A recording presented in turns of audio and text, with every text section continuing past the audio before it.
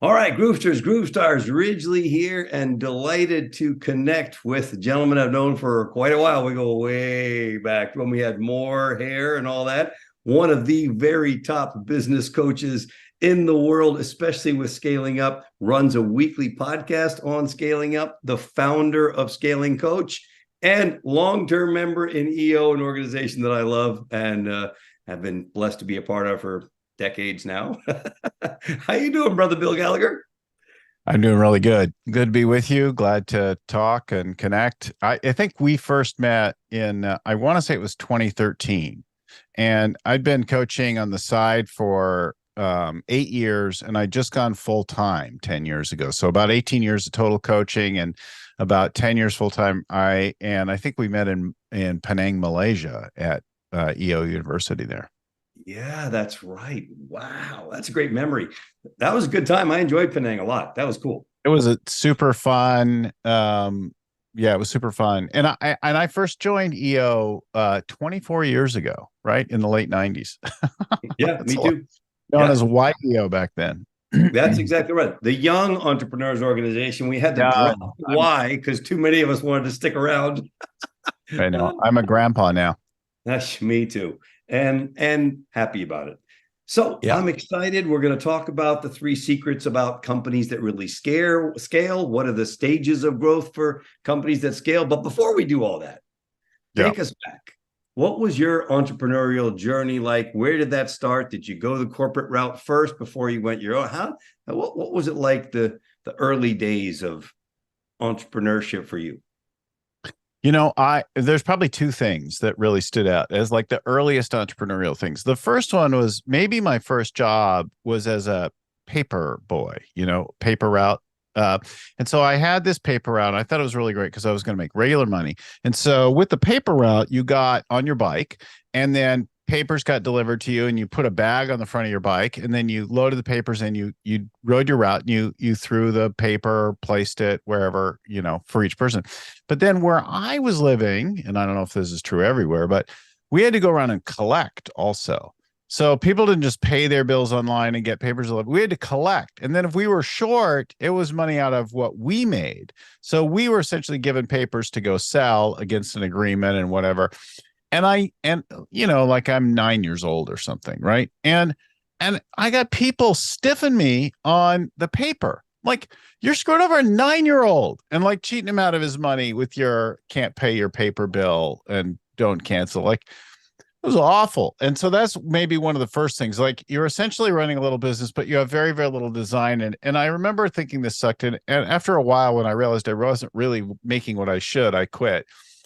And then my next kind of insight into entrepreneurship was selling tickets for the Boy Scout Jamboree. So, I was a scout and you'd have to sell the tickets, part of the fundraiser, one of the fundraisers and that kind of thing. And you're supposed to go neighbor to neighbor and sell them. But, every other kid who lives in the neighborhood is doing the same kind of thing. And each of them is trying to rapidly maximize the neighborhood. And I wasn't getting very far, but I lived right next door to a major tourist attraction that had buses and buses unloading every day with tourists getting off. And so I put on my scouting uniform and then a pair of cutoff jeans, and I went over barefoot. So I'm living in Hawaii. Just that's not the weirdest thing in the world to go over barefoot. And I stood outside the Polynesian Cultural Center on the North Shore of the island of Oahu. And I asked tourists as they got off their bus and started to filter it, hey, would you like to buy some Boy Scout tickets, this jamboree thing? And, they thought I was adorable little kid, in my cutoffs. But I also looked kind of poor to their view, with my no shoes on. I was just comfortable. And they're like, well, but we'll like, here you go and give the ticket to somebody else. So I found myself reselling the same tickets a few times because they weren't taking the tickets.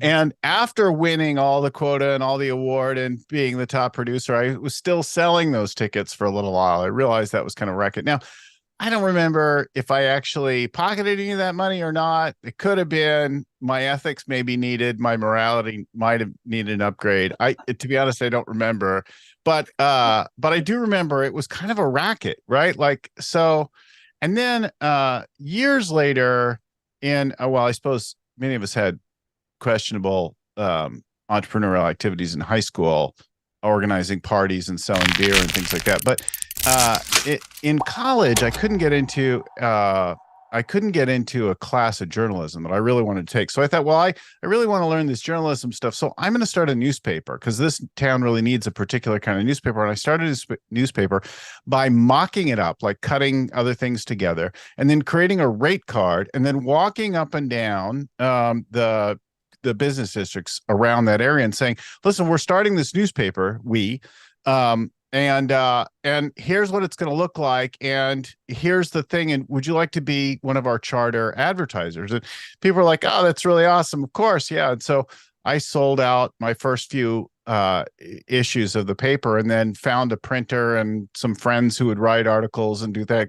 And I started a newspaper, right? Like, but total chutzpah. I had no background in publishing and writing. And I just wanted to learn, like, so I'm going to do this. It needs doing.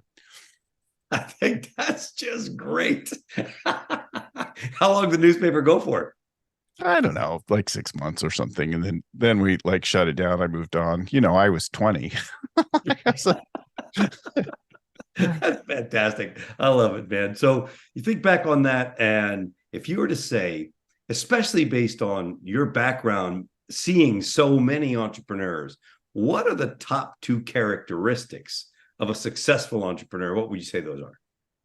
Well, the characteristics I think are like willing to jump in, right? In the Gallup Strengths world, it'd be like activator, like getting started is more important than almost anything. If you're going to sit around and wait around till you figured something out, you probably aren't an entrepreneur. You've got to be willing to look at 60 with some experience, that kind of thing. I'm also often a little irked. I'll see somebody with like no background in something and they'll be like, yeah, I'm going to be a coach. I'm going to be a life coach. What are you, 25?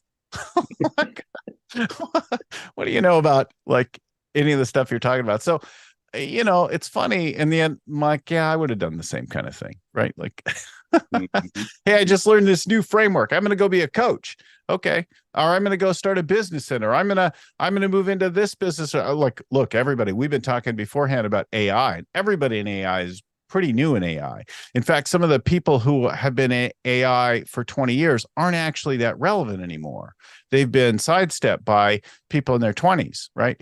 Who are coming in and creating world-class things. So I think getting started, being willing to jump right in is probably the most important thing.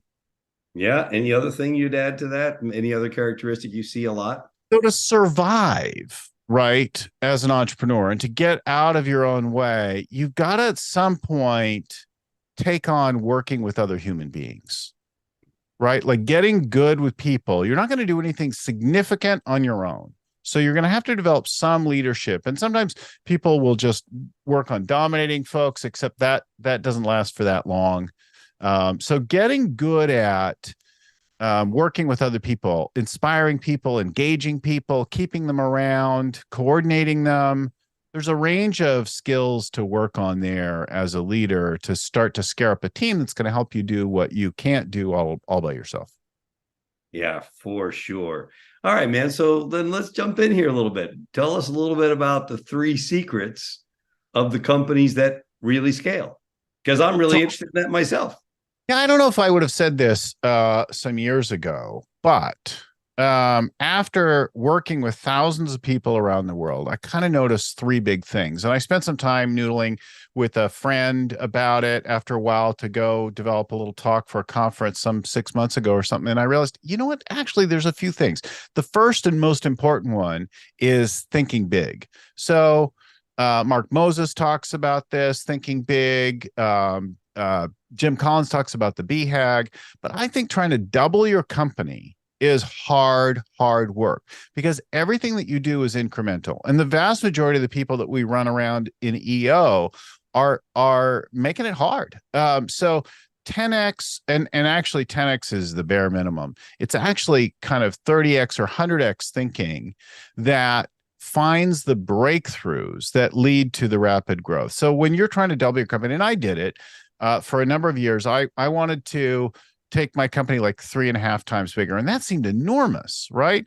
But but everything that I was doing was pretty incremental in that pursuit. As soon as I started to think 100x, then I actually started to really realign things. So I spent about 6 years. I more than doubled our company on a path to this 3.5 times thing.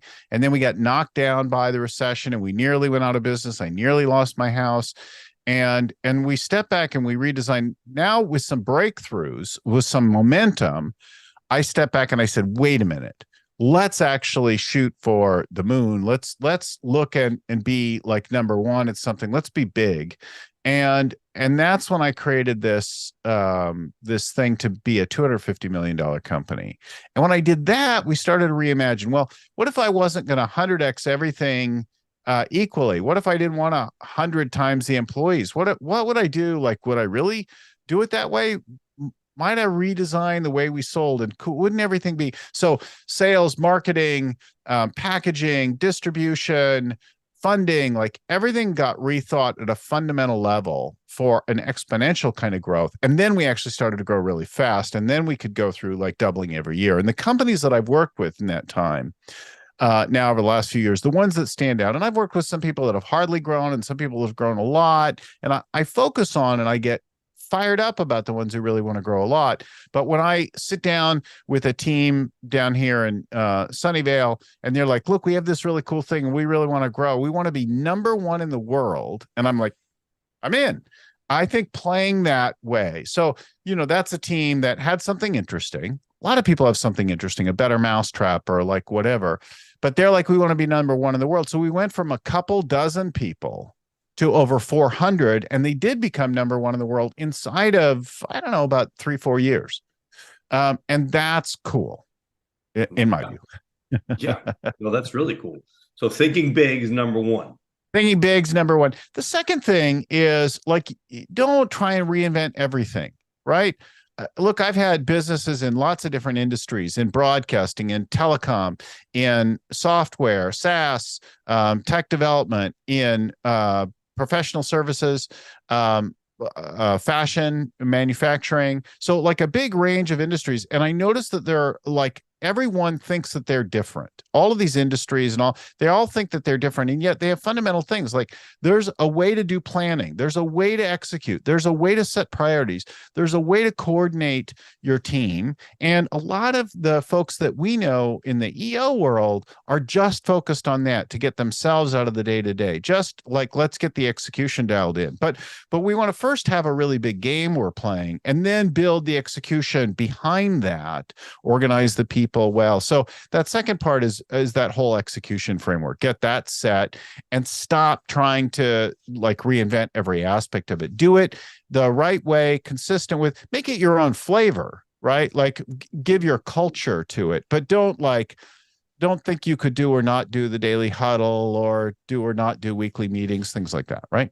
Mm-hmm. So that's the second one. And that's really, there's good basic things to learn there, and you can learn them with me or with lots of folks. And the third one is actually pretty hard for a lot of us. We say it, but get a coach. Get a coach. And this is super self-serving for me because I'm a coach, right? But I'm not trying to sell everybody. Well, maybe. Maybe everybody. No, not really. I'm interested in the ones who really are fit for our work, and I trust that sort of. But I've always had coaches, and being coachable is not necessarily the same thing as just hiring a coach. So the first one is finding a coach that fits your particular needs, and the second thing is then actually saying, "Coach me," versus arguing with, challenging, resisting the coaching. Look, if a coach says do that, either fire him or do it, and being uncomfortable is not the worst thing in the world. But I've been hired and paid lots of money by people who then wanted to argue with me about the coaching. Like, what is that all about? You said you want to do this. You read our book. And now we're talking about whether or not a daily huddle is for your team. That ship sailed, buddy. We're doing this thing. So I've had and currently have coaches of many kinds. So I have a voice coach right now. I have a writing coach right now. I have a financial coach right now. I'm looking for another coach to do with this new program that I'm running. So I've always got a few coaches in different areas. I've had a running coach, a swimming coach, a triathlon coach. I've had a speaking coach, facilitating coach, coaching coach. I'm always looking for different kinds of coaches. I'll run one for a couple of years or something, and then I'll move on to somebody else who challenges me and takes it to another place. But that's where the good stuff is. I had in 2019, I hired a comedy coach, and I learned to write and deliver stand-up comedy. And then I went and did a set at a club in New York. I'm not doing that every day, but it was super cool. It was profoundly uncomfortable. Yeah, I bet, man. That's not so easy at all. So, oh my God, as a couple guys who are really, really comfortable as public speakers, comedy is a whole other thing. Oh my God. Standing up and delivering a set of prepared comedy and trying to be funny, sentence after sentence. That was so confronting and nerve-wracking. I bet it was, brother. Good for you, though. Congratulations. I think that's super cool. Yeah. So I'm 100% with you. Get a coach, same way. Got a bunch of them myself. Yeah.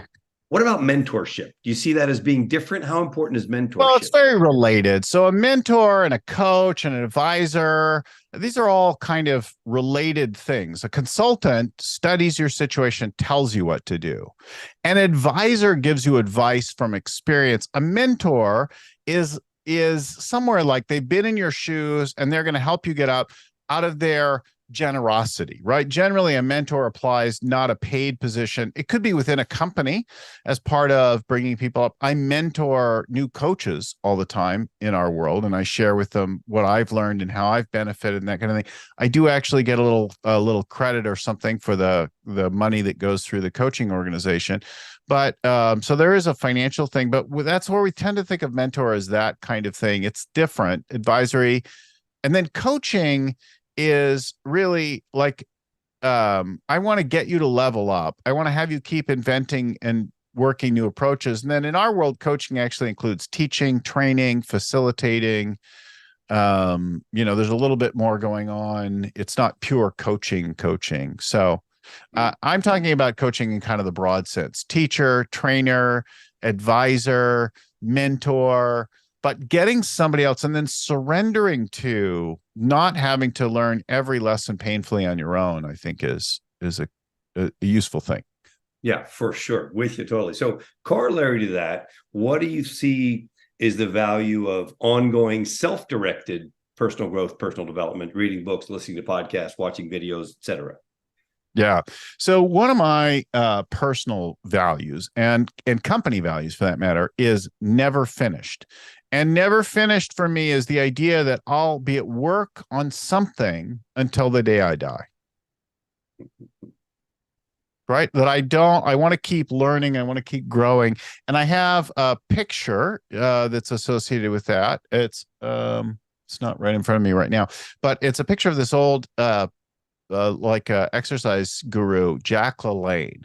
And Jack LaLanne kept working out and stuff into his 80s. And I love that kind of thing. Be active, be alive, and not just like physical training, but like growing in every sense of the word. Like do something uncomfortable, get out of your zone, like learn something new, right? 100%. I could not agree more. Still at it continuously. And I'm with you. It's like, forget it, man. We're never going to stop. All right. So that's not how I always thought about it. So when I was really young, I also was doing learning, training, growing, that kind of thing. My dad was a college professor. My mom did a little bit of teaching. So learning was deeply imbued, but I did kind of think that at some point I would get past all that and then I'd be done. Like I'd be cooked, I'd be good. And given the sort of hippie background that I had, I did also kind of have this fantasy that someday I'd sort of transcend my humanity and become this sort of superhuman kind of character. And I'd be like super awesome, fixed. And I wouldn't have any problems anymore. And that wasn't a super conscious fantasy. But if you asked me about it, I just thought it's like that one next course or discipline or practice or something was going to like take me and I was going to just levitate. And that was that. Right. And like really unconsciously, that's what I thought. And then I had a very experienced teacher at one point trying to teach me It was like a speaking coach, and he's trying to teach me this thing. And I watched him go demonstrate something that he should have been just fantastic at. And he just screwed it up just terribly. Just was painful to watch how bad it went. And I don't know why. Like he got thrown off in the moment and kind of screwed it up. And then he didn't recover well. And I just thought, oh, you know what? Maybe I'll never be done. And that was a truly profound thing that it took a few days for that to really sink in. Maybe I'll never be done. And then I got kind of liberated by it. I'm like, you know what? I could just keep learning something new always, whether it has a direct payoff or not. And that's a super cool, fun. That was truly a liberating insight. Yeah, no, for me, and I think it's on many levels, man. I have been a Buddhist leader for 38 years. And it's not like there's a set term. You do your 3 years and you step down from the council and you do the next thing. It's you lead for as long as you want to serve people. And it's been many different capacities, much higher level, national level, down to local level or whatever. But the idea that I'm going to stop growing and stop learning and stop teaching and stop sharing, that seems ridiculous. What would I do? Yeah. Right. Yeah. All right, man. So switching over, 4 stages of growth. Talk to us a little bit. Come on. All right. So there's some interesting things. I have competitors who talk about like getting your execution nailed in, right? But then I'm like, what are you talking about? We don't even know what business we're in yet. So there's not a lot of point in honing your execution until you figured out what business you're in. So the foundation for scaling in the beginning, the first stage is a really clear and different strategy. So clear and different is the first kind of bit. And in this point, we want to figure out things like your purpose, your why, the big, hairy, audacious goal that aligns to that purpose, not a financial BHAG, but a purpose-centered one. And then we want to figure out the core values and what your culture is going to look like and create a vivid vision. And, in this stage, we're going to figure out who the core customer is and what your brand promises are. And that's going to help you hone in on what sort of money to take, what customers, what things to offer, and what not to do. It doesn't mean you won't develop something new, but you've honed it and you're not just taking anything from anyone and trying to figure out, we're clear about what business we're in and what problems we're solving. So that first bit is foundational. It's like kind of who are we really and where are we going and how are we different than every other, Tom, Dick, and Harry out there. So. Okay. So that's first stage. And I think that, you might spend 1 to 3 years on your own doing it. You get some kind of a coach, advisor, somebody you could probably knock it down to 3 to 6 months, getting clear and honing in on that bit. Yep. The second stage is the beginning of scale. We now know what business we're in and what we really want. And now we actually have to start to build the operations and the leadership. So it's going to take some leaders. And this is the beginning of people, but it's more on the operations side of people. So now we want to think about developing the leadership team and putting in the beginning of the scaling up framework or whatever your execution thing is. We want to start to implement some good habits and all of that kind of thing. At this point, you ought to start to see some revenue and profit grow. On your own, you ought to feel like you've figured some things out now, right? So we start to bring in the leadership team side. In the third stage, we're really actively scaling. This is where we add lots and lots of people. I've got a client right now that went from 200 to 1,000 people the last year, and they're adding another 1,000 in the next year. 2 years ago, I was working with a company that was trying to get to where they could successfully hire 400 every month, right? Trying to go global. So these are companies at big, big stages. Now we also have to really get good at the funding of things. You got things right. People love joining your team, but now you really have to really get good. Maybe you got a little bit good before at things like top grading and job scorecards and talent development and peer coaching, because you got to keep people engaged. You have to develop that whole learning and development function in the business, and you've got to fund the thing because now you're growing so fast and the business is hungry for cash. So unless you did something clever in the beginning with the way you structured the funding of the growth, you're now going to come into a whole lot of things. So it could be customer organic funded. Now you might need bank debt. You might need to have some venture equity money if you didn't start with that. You could go through franchise partners. And then you could start to grow at this point either by starting up new operations or by buying other businesses. You could also add into new markets by establishing partners in places. So franchise partners, regional partners are another possible way to go. But one big one that we really love is once we kind of figured some things out, one really cool thing to do is start acquiring other companies and then kind of bringing them into your culture, putting your secret sauce on them. Mm-hmm. All right. So that's kind of that third stage. Now we're down to stage 4. Yeah. So the stage 4 is really about the exit or succession. And this is where you get your rewards or legacy. And here's a thing that's really useful to think about. Many folks that I work with are like, I'm 45. I don't really want to think about that yet. Why wait? You could build, grow, and exit your company in your 20s and then go on to the next thing or maintain a board position or whatever. But if you try to hang on to it like Queen Elizabeth or somebody else, you'll hang on too long. Or you'll appoint a successor that's the wrong successor. So develop that successor, start to bring them in early, build that succession in, work yourself out of a job, work yourself into a chairman role or into a specific kind of a functional role and start to get out of it and start to take some money off the table. Put some money aside. Don't play with your own money for the rest of your life. Give yourself some security. The kinds of decisions you'd make if you had 100 million in the bank versus $1 million or $2 million are profoundly different kinds of choices. For sure. 100%. So I got a couple of fun questions I'd love to ask. First one is, tell us about some colossal setback or error that has happened along your business journey and what you learned from it. Yeah, I've had many. But in that big growth time, there's one in particular that I wish I'd had a coach at that point, and that I just kicked myself about. So we had breakout products. We were starting to track up really well. I could see a $250 million future. I started hiring people. I started doing all kinds of things. And in that moment, one of the things that I did was invest in a big new computer system. And it's about $250,000 investment to build this ERP system out and implement in our company. And in that, I put new people or existing people into using a new kind of a system. And then I hired some new people. So now my team's hearing about breakout products and breakthrough sales, and production and purchasing had always been fine, settled business. But I had a new person in charge of that role because we're getting fancy.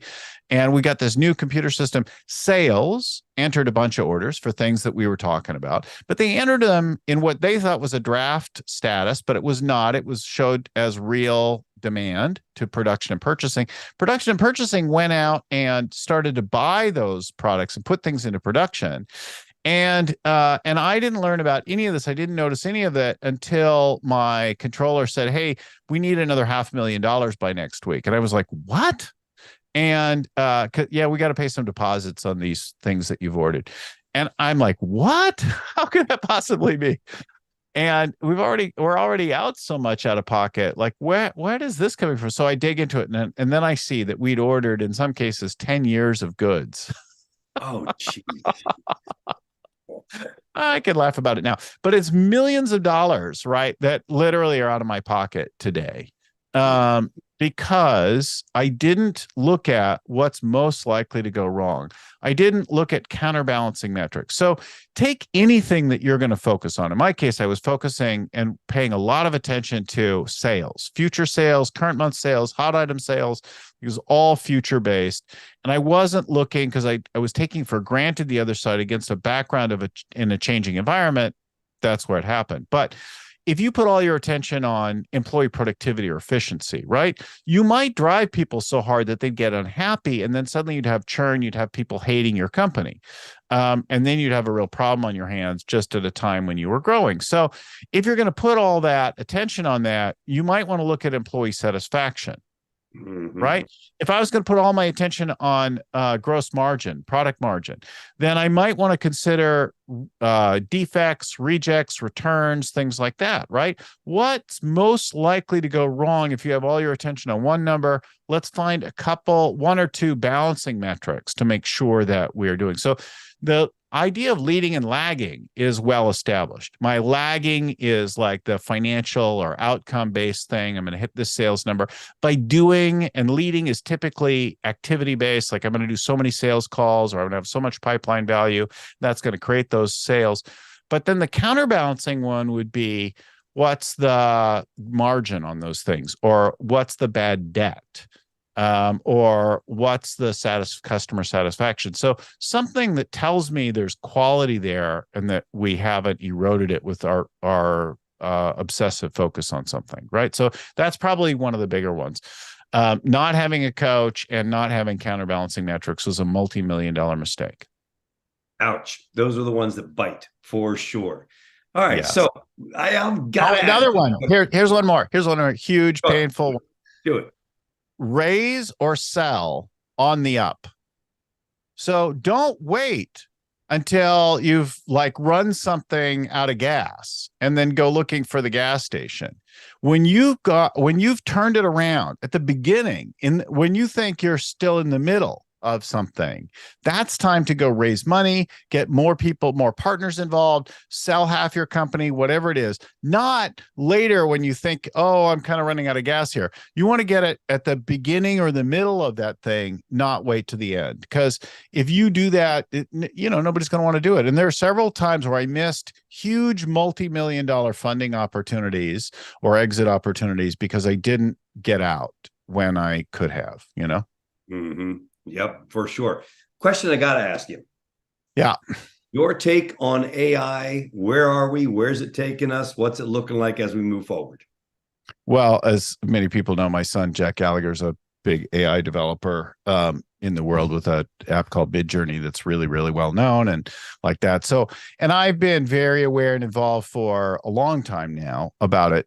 But the new crop is definitely something different. Like the tools, the horsepower to do what we've done to develop these kind of predictive things is really, really useful. Now, everybody's jumping in, and a lot of people are using things in a very crude way. And people are making outlandish statements. Just because something sounds fairly convincing doesn't mean it's a conscious entity, right? Like you could relax about a lot of things, but the potential to fake, impersonate, create things is staggering, right? Just look for the Pope in a puffy jacket. Like these things are hugely entertaining, but our ability of our society to distinguish between what's real and what's fake and not to be duped or chumped by something is becoming a significant issue, right? The next election cycle coming next year is going to be filled with all kinds of nonsense. And already in international conflicts, whether it be Europe and the Middle East, we're seeing things that may not be all they're cracked up to be being thrown around as reality. So you figure out how to use it as a tool, but also don't overestimate. Like if you go and try to write all your blog posts or your emails through an AI tool and you don't look at it, you'll produce a lot of bland crap that just looks like sameness because it's producing essentially an average or predicted thing. So getting great about prompts and, being thoughtful with things, creating your own look and feel, that matters. So like a lot of my brand images, when I want to create something that looks on brand for me, I append it in a retro 1970s surf style silhouette artwork. Right. And that's kind of the thing that says that's got to look and feel like Bill wants for his logo and company look and that kind of thing. So figure out what that is. Tell it to have more sense of humor or less, and then go in and put some editing on the final product. Don't just rely on AI to produce, what is essentially like an average blend of everything that's out there. Mm-hmm, for sure. Totally love that. All right, man. So if you could click a thing, back you go 20 years in a time warp to speak to the Bill Gallagher of 20 years ago. And this answer, oh, I wouldn't change a thing. That's not an acceptable answer. I'm going to just say it right now. What would you want to communicate to younger Bill from more seasoned Bill if you could go back? This is very, very Zen, I think, more than anything else. And that is to savor each and every moment. If I made different decisions, I might be in a different place. And I really like the place that I'm in today. So, changing some of those things, sure. Would I like to have paid more attention to the production or whatever? in that time and have those couple $1 million back in my accounts? Yes, there's a lot of things like that. However, that might have then led to something else that, and I wouldn't necessarily, and I kind of like this where I am now. On the other hand, just remembering to appreciate each and every moment, to like stop and go, like take it all in, to soak it up, to smell it, to taste it, to hear it. There are these moments where I'm sitting around the dining room table with my family, and we're gathering, and my kids are grown now, so these are rare, and they've been getting rare for a few years. And I stop and I notice this sweet moment, and I think to myself, these aren't infinite, right? Like, you will have only so many of these. Take this in. And in that moment, time slows for me. And I hear the sound of the voice, and I notice the things in and outside the room. And I really like deeply experience it and feel it. And if I could bring that to each and every moment of my life, that would be a really cool thing. Yeah, for sure, brother. I love that. All right, man. Last question for you. You're talking to entrepreneurs, young and old, in both years and time of being an entrepreneur. 3 resources recommended by Bill Gallagher. Could be books, podcast, YouTube channel, whatever. What 3 things would you say, hey, man, these are really worth paying attention to? Good question, right? Because there's a lot out there. There's some that strike us more than others, and that's what I'm looking for. 3 that like punch.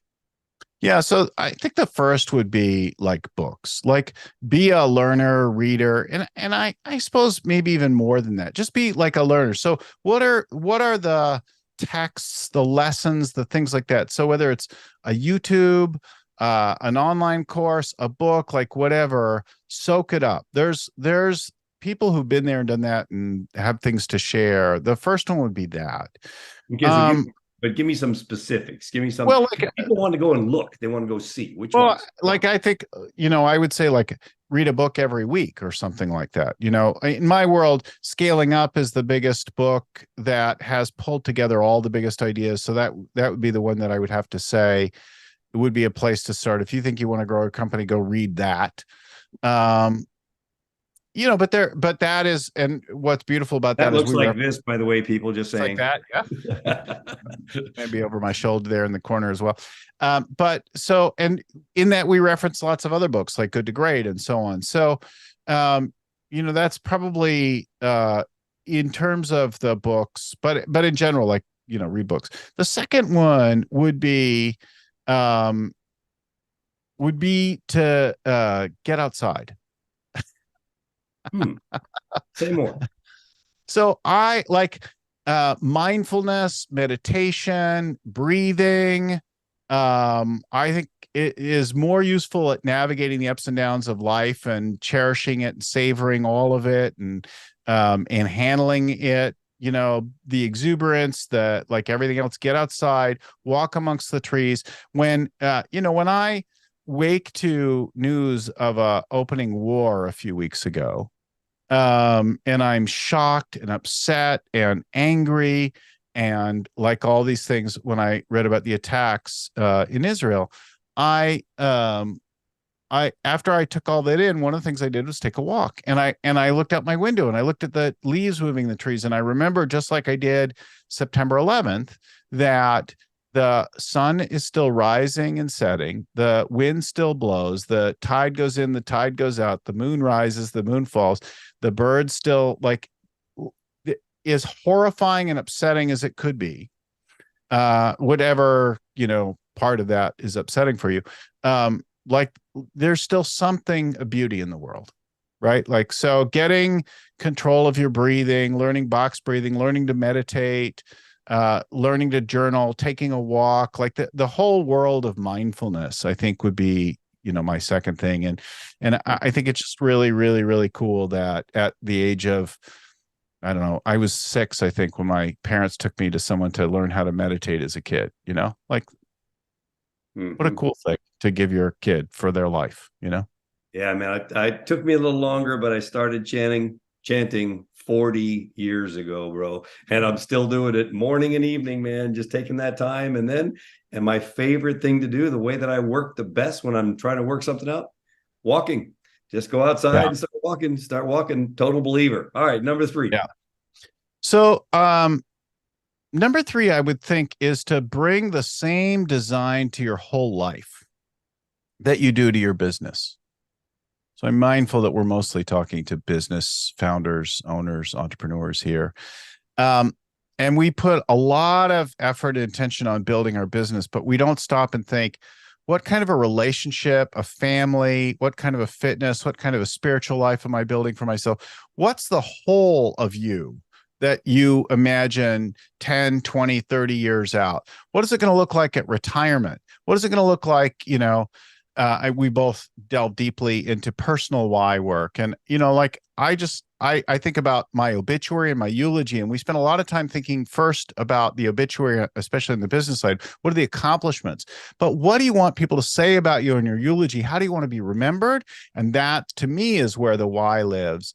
I just want to be remembered as one of the good guys, a generous person who made a difference for everyone, and that I touched in my life, my family, my friends, whatever. And then that comes into everything else, being a contribution. And then I start to think about, well, what does my retirement years look like? And what do my grandparent years look like? And what would I imagine? Of course, when you get there, it's a little different. Like I thought I'd have another 5-10 years before I became a grandpa. But life will happen while you're making other plans, I think Lennon said. No kidding, brother. But that, like, bring the same thing to your whole life and have a whole life that works together. It's not about having equal time for things. It's about having the right time for the right kinds of things that you really care deeply about. Yeah, for sure, man. So much wisdom packed in here, folks. Worth listening to multiple times. Final words, obviously, you guys know, you're listening to my podcast, you're paying attention, go down below, check out the resources, check out Bill's podcast. It's out there weekly, really great stuff. What final words would you want to leave the entrepreneurs out there with, Bill? Wisdom, everything you've seen, all the people you've helped, what would you want to leave people with? This is going to be funny. So it never, ever gets any easier. You're just going to have a new set of challenges. Now, what was hard for you before will become easy, but then you'll have new things. And until the day you die, until your last breath, it's never going to get any easier. And you're going to always have more things to do. Yeah. So you might as well lean into the challenge and embrace that struggle, because that's your damn life. That's our lives. And then at the end of it, right? At the end of a long and successful life, or even a short and regretful life, but at the end of a long and successful life, right? Your friends and family will gather around and they will say the nicest things about you. And then they'll go have lunch. Yeah. Awesome. Bill, I appreciate you so much, man. Send you a big hug, brother. Thank you so much for spending time with my people. We deeply, deeply are grateful. Had a great time. It just went by like that. It was just gone, done. And that's when I know it was really, really good. So much appreciated, brother. Thank you so much. Thank you.